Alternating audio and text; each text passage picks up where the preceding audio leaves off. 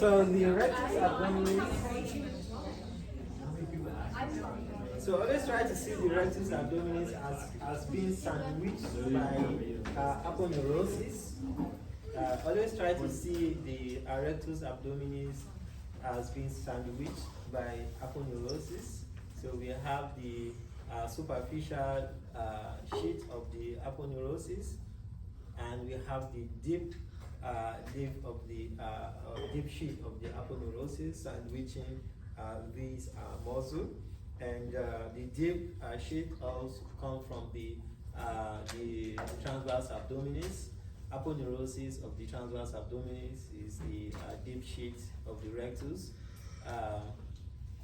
rectus sheets, and the external and internal abdominal oblique forms the external rectus sheet that is the aponeurosis that covers these rectus abdominis superficially.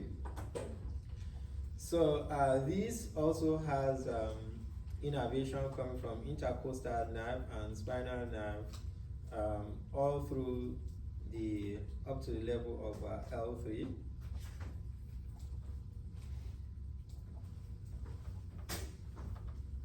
So these are the tendinous intersections we mentioned earlier. So we have 1, 2, 3, 4, 5, 6.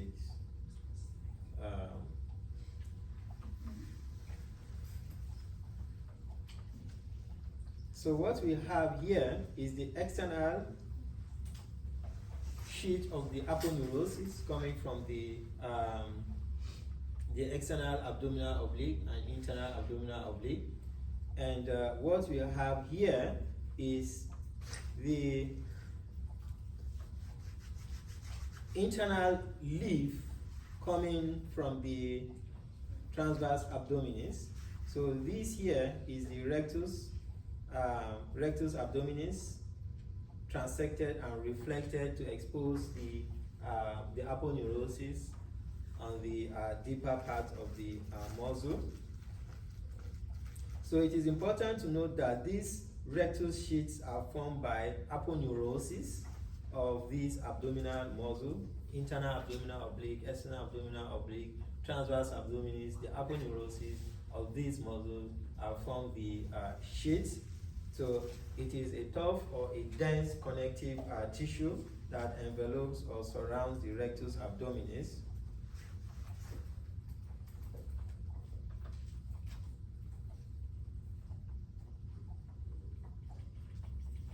So what form the rectus sheets of the rectus abdominis on the deeper parts?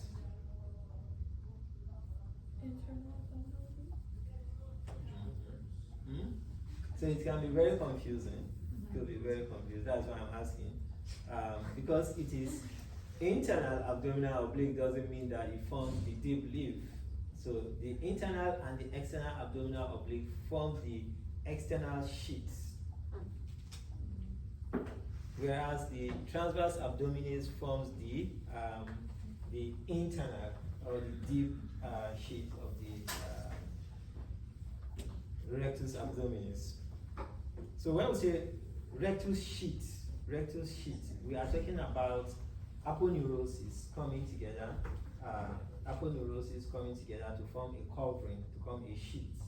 So we have one sheet externally and another sheet internally.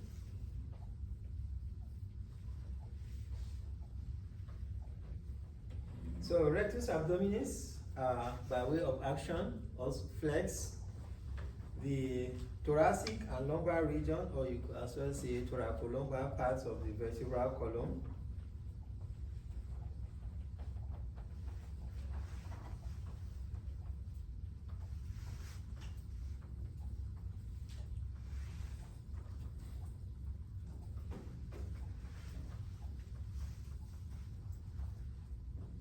So this muscle is paired. So we'll have another group here. So this is showing one part, and here we try to differentiate these from the linear alba because it also attached to the linear alba. So this on the edge here is the linear alba.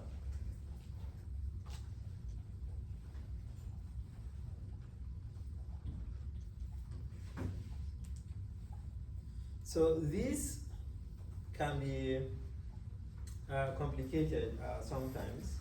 So it is important for us to see how this relates the transverse abdominis, internal abdominal oblique, external abdominal oblique. It's important for us to see how they relate with the rectus abdominis. So the relationship varies with different segments of the rectus abdominis. So we are going to divide the rectus abdominis or the abdomen into 3 parts.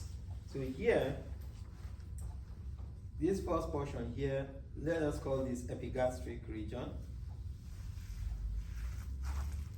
And this one here,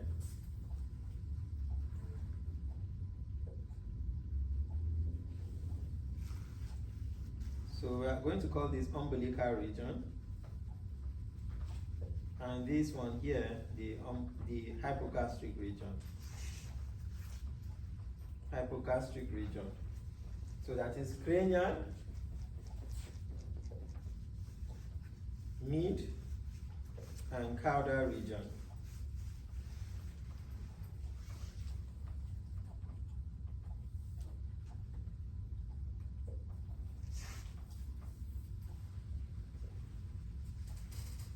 So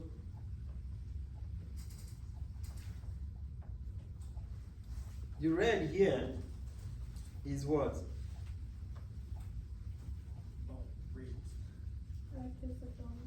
Rectus abdominis.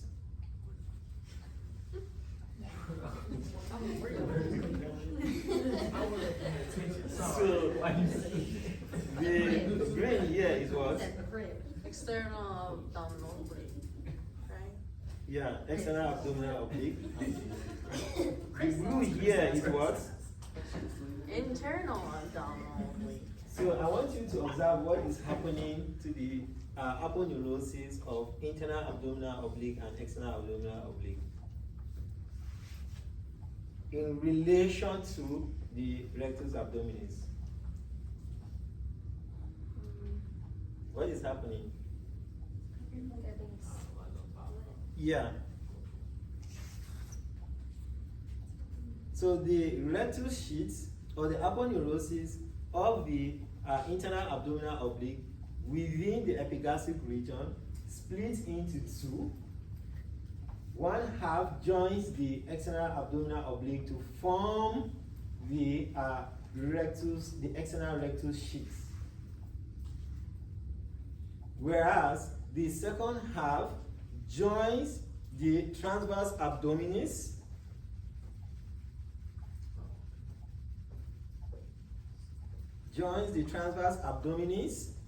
to form the internal rectus sheath. So this is within the epigastric region.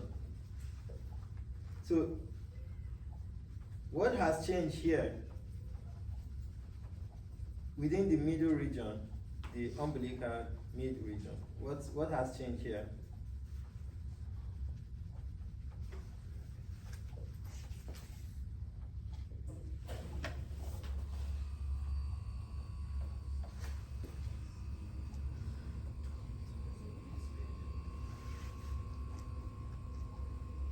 What has changed here?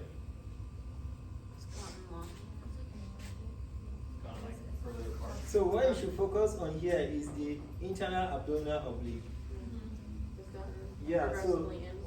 So the second half has now joined because the aponeurosis of the internal abdominal oblique split into deep and superficial. So they both come together to form a single aponeurosis within the umbilical region. So within the umbilical region, we have one single sheet of the aponeurosis of internal abdominal oblique. So the entire aponeurosis or the undivided aponeurosis of the internal abdominal oblique within the umbilical region joins the single aponeurosis of the external abdominis to form the rectus sheath within the umbilical region.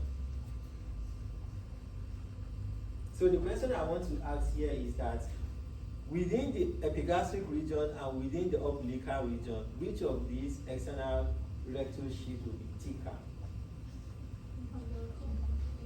The umbilical. Okay. So now, here we have 1, 2, and 3.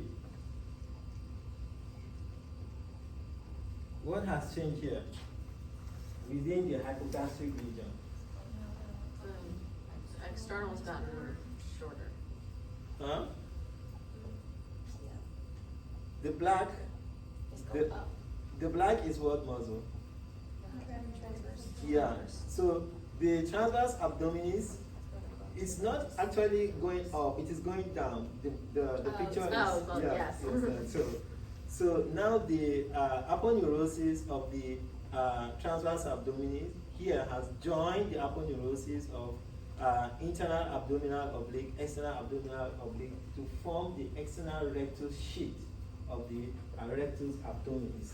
So which of the rectus sheath will be the thickest here? Huh?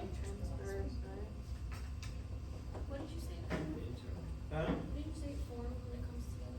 The external rectus sheath. So where here is missing the number 1, 2, 3 within these 3 different segments, which of the segment is missing the internal rectus sheath? Yeah, hypogastric region.